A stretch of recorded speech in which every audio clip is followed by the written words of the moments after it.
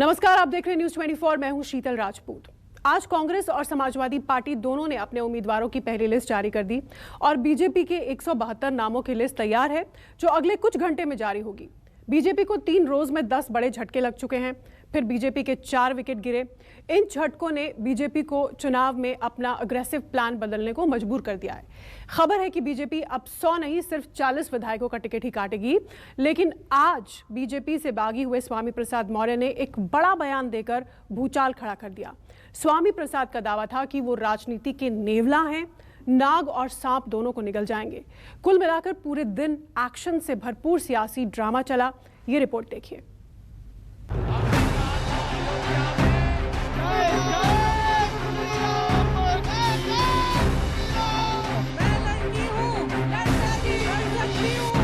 लड़ने के लिए शस्त्र का संधान करने में भी हम पीछे नहीं हटेंगे और यही भारत की सच्ची ब्रह्म शक्ति है।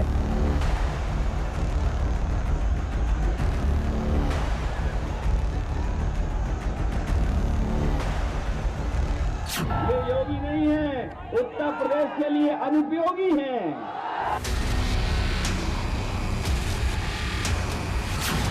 भाजपा की इस बार আমি জল ঢোড়াও নই, বেলে বোড়াও নই, আমি একটা কোबरा गोखड़ो আমি। बंगाल चुनाव में कोबरा का कबाड़ा निकल गया और उत्तर प्रदेश में फिर से नया कोबरा आया है। देखते देखते यूपी की लड़ाई नाग और सांप की लड़ाई बन गई। कुछ ही घंटे पहले बीजेपी छोड़ने वाले स्वामी प्रसाद मौर्य ने दावा किया कि आरएसएस नाग रूपी और बीजेपी सांप रूपी है और नेवला रूपी स्वामी यूपी से दोनों को खत्म करके दम लेंगे।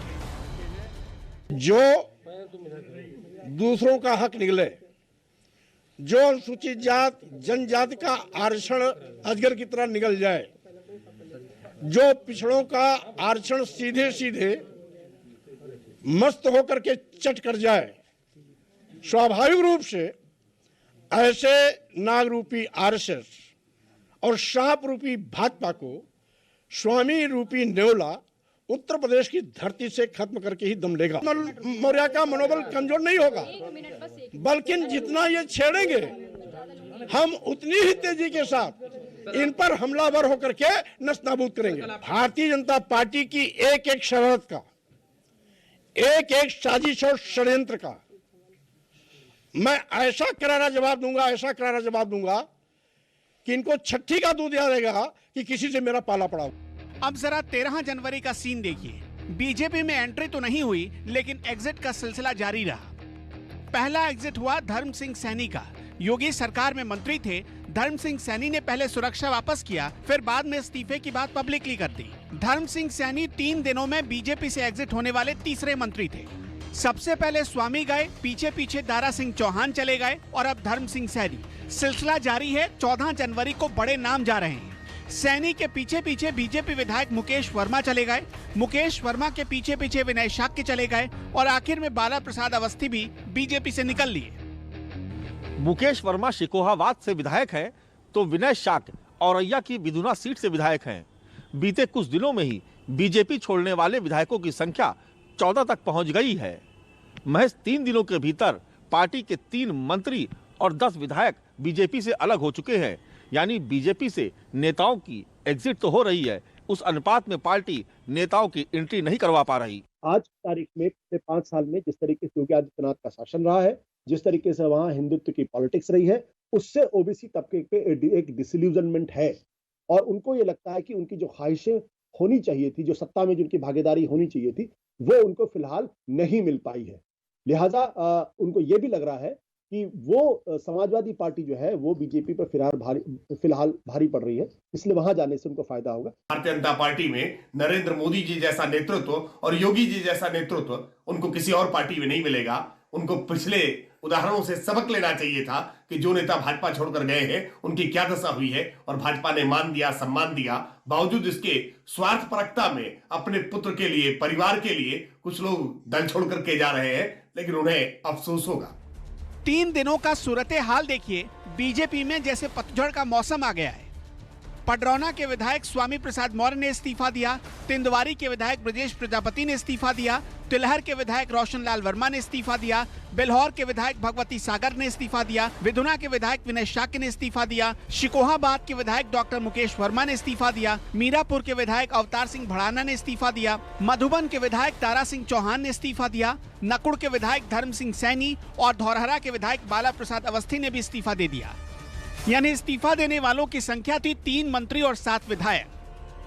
हाँ, स्वामी प्रसाद मौर्य जी के साथ जाऊंगा और इस्तीफा इसलिए दिया है कि 5 वर्ष जिस तरीके से दलितों पिछड़ों का शोषण होता रहा है और उनकी आवाज को दबाया जाता रहा है, बेरोजगार लाठी खाते रहे, पूरे तरीके से शिक्षकों का उन भाइयों का देखो जो लड़कियां अन्य जिलों में पड़ी हुई हैं, उनका ट्रांसफर नहीं टीचरों का कर पाए, उनके घर बर्बाद हो गए हैं, वे पति कहीं है पत्नी कहीं है, शिक्षा मित्रों का किस तरीके से बुरा हाल है, हर तरीके से दलित पिछड़ा बेरोजगार है। हमें याद पहले दिन से था।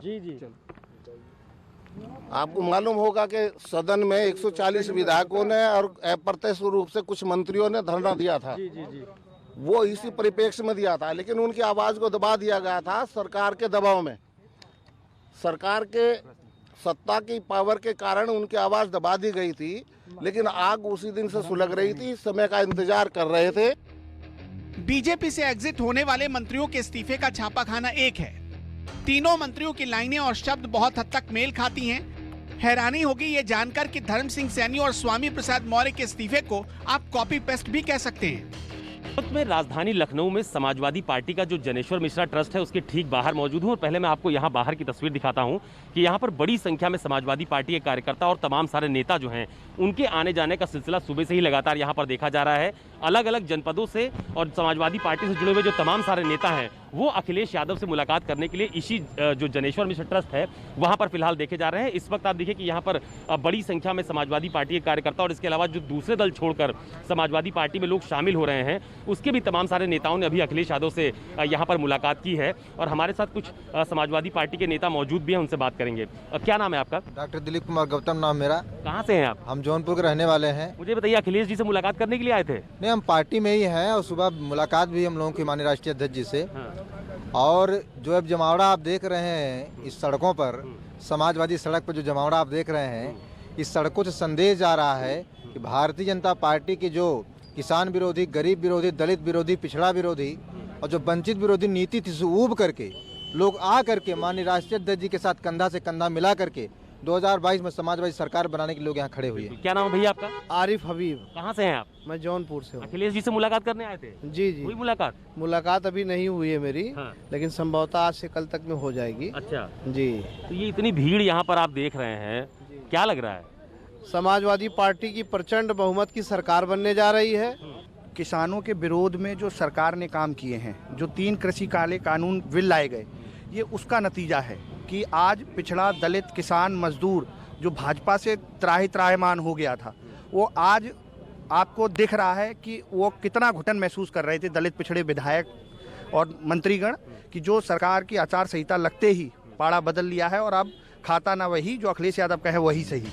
लेकिन टूट फूट से दूर 3 दिनों से बीजेपी की दिल्ली में चल रही चुनाव समिति की बैठक खत्म हो गई, जिसमें 172 सीटों को लेकर चर्चा हुई। बैठक की अध्यक्षता खुद प्रधानमंत्री कर रहे थे। इस बैठक में तय हुआ कि योगी आदित्यनाथ अयोध्या से चुनाव लड़ सकते हैं, केशव प्रसाद मौर्य को कौशाम्बी की सिराथू सीट से चुनाव लड़वा सकती है बीजेपी, दिनेश शर्मा को लखनऊ नॉर्थ से चुनाव लड़वाया जा सकता है। लखनऊ के विधायक रीता बहुगुणा जोशी नाराज हैं, वो बेटे के लिए टिकट मांग रही थी। बीजेपी अगले कुछ घंटे में 172 विधायकों की फाइनल लिस्ट जारी कर देगी। भारतीय जनता पार्टी में जो भगदड़ मची है वो उसका सिर्फ इतना कारण है कि उन्होंने पूरे 5 साल लगातार, चाहे विधायक हो, चाहे मंत्री हो, चाहे सांसद हो, चाहे जनता हो, चाहे किसान हो, चाहे नौजवान हो, सबको अपमानित किया, सबको बेइज्जत किया, किसी का कोई काम नहीं किया, कोई विकास नहीं किया, लोगों के सुख दुख में खड़े नहीं हुए, शरीक नहीं हुए। चाहे कोविड हुआ हो, चाहे लोगों की बेरोजगारी रही हो, चाहे मजबूरियां रही हो, चाहे गरीबी रही हो, चाहे मौतें हुई, किसी में भी भारतीय जनता पार्टी वाला कोई आदमी खड़ा नहीं रहा। जब लोगों ने, किसी ने भी गुहार लगाई अपने विधायक से, अपने सांसद से, अपने मंत्री से, अपनी भारतीय जनता पार्टी की सरकार से, उसको जवाब में क्या मिला? चुप्पी। इतिहास गवाह है जिन नेताओं ने भारतीय जनता पार्टी का दामन छोड़ करके कहीं और जाकर के स्थान तलाशने की कोशिश की है, जनता ने उनको खारिज कर दिया है। आज भारतीय जनता पार्टी से कुछ नेता इसलिए पार्टी छोड़ करके जा रहे हैं क्योंकि उन्हें यह एहसास हो गया था कि भारतीय जनता पार्टी उनका टिकट काट सकती है। जनता के इस बीच में उनका आधार कमजोर पड़ गया है। ऐसे लोग सुरक्षित स्थान की तलाश में जा तो रहे हैं, लेकिन पछताएंगे। अमित शाह ने पार्टी में मची भगदड़ को रोकने के लिए डैमेज कंट्रोल का ऐसा जबरदस्त फॉर्मूला निकाला जिससे बहुत दूर तक मैसेज पहुंचा, और वो फैसला था योगी को अयोध्या सीट से चुनाव मैदान में उतारना। रामनगरी अयोध्या में अगर योगी उतर जाए तो इसका मतलब है कि हिंदू वोटर्स को बीजेपी एकजुट करना चाहती है। योगी का चेहरा अगर अयोध्या में पहुंचे तो इसका एक और मतलब बनता है यूपी की 80% वोट बैंक पर इसका असर पड़ना। योगी की वजह से अवध और पूर्वांचल की सीटों तक असर पड़ सकता है। हाल में बीजेपी ने एक नया नारा दिया है, जो राम को लाए हैं हम उनको लाएंगे। योगी के अयोध्या उतरने का मतलब इस नारे को भी बीजेपी भुना सकती है।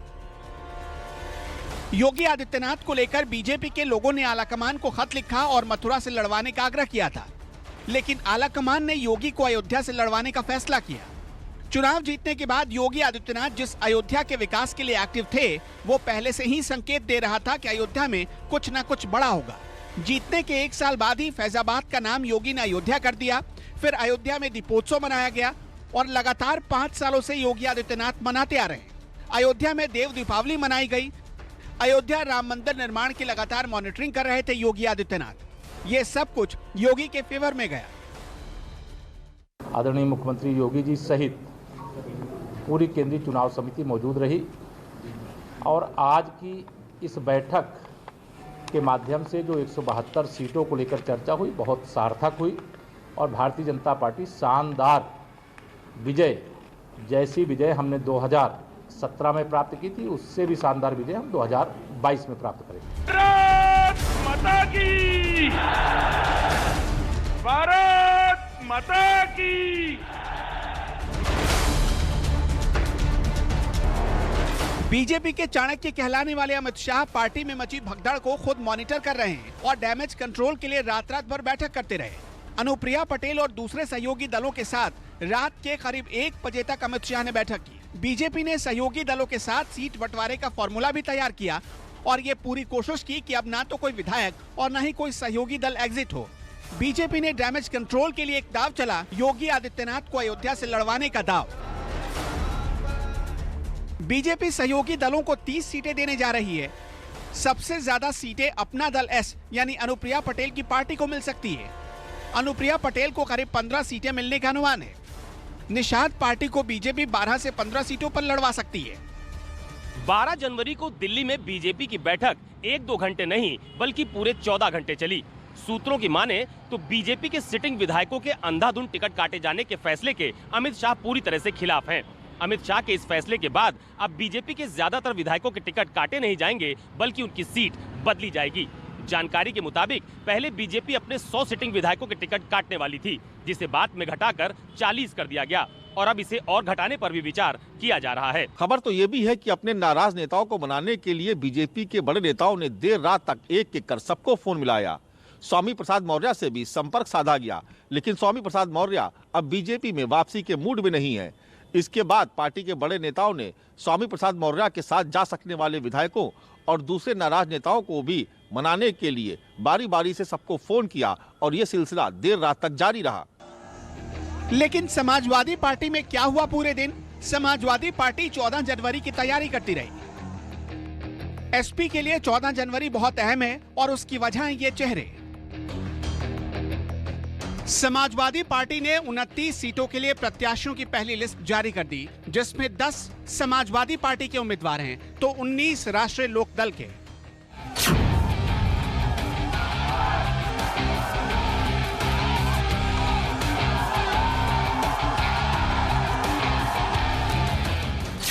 इधर कांग्रेस ने भी यूपी चुनाव को लेकर बड़ा दाव चल दिया। प्रियंका गांधी ने कांग्रेस की पहली लिस्ट जारी कर दी। इस लिस्ट में 125 उम्मीदवारों के नाम थे, जिसमें लड़की हूं लड़ सकती हूं के नारे का पूरा ख्याल रखा गया। इस लिस्ट में 50 महिला उम्मीदवारों के नाम शामिल हैं। कांग्रेस ने उन्नाव रेप पीड़िता की मां को कांग्रेस उम्मीदवार बनाया।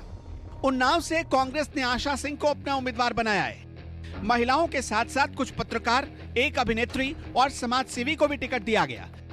सलमान खुर्शीद की पत्नी लुइस खुर्शीद को टिकट मिला है। इसके अलावा एनआरसी और सीएए के खिलाफ आंदोलन करने वाली सदफ जाफर को भी उम्मीदवार बनाया गया। कांग्रेस ने पूनम पांडे को भी टिकट दिया, जो आशा वर्कर है। प्रियंका गांधी ने कांग्रेस की लिस्ट जारी करते समय उम्मीदवारों का इंट्रोडक्शन भी दिया। प्रियंका गांधी ने पहले ही कहा था कि यूपी के विधानसभा चुनाव में 40% टिकट महिलाओं को दिया जाएगा। 125 उम्मीदवारों की सूची में 50 महिला उम्मीदवारों को भी शामिल किया गया है। प्रियंका गांधी का ये महिला दांव यूपी की जनता को कितना पसंद आएगा, ये तो आने वाला वक्त ही बताएगा। 25 प्रत्याशियों की सूची है, जिसमें से 50 महिलाएं हैं। हमने प्रयास किया है कि संघर्षशील और ऐसे प्रत्याशी हों जो एक नई राजनीति का पहल करें पूरे प्रदेश में। इसमें इस सूची में 40% महिलाएं हैं और 40% युवा भी हैं। हमें आशा है कि इनके जरिए हम एक नई उम्मीद और एक नई तरह की राजनीति प्रदेश में उभार पाएंगे। इतना तो तय है कि 2022 के अगले कुछ महीनों में कुछ बड़ा होने वाला है। अभी तो जोड़ तोड़ शुरू हुई है, आगे आगे देखिए होता है क्या। Bureau report, news 24। नमस्कार, मैं हूं मानक गुप्ता।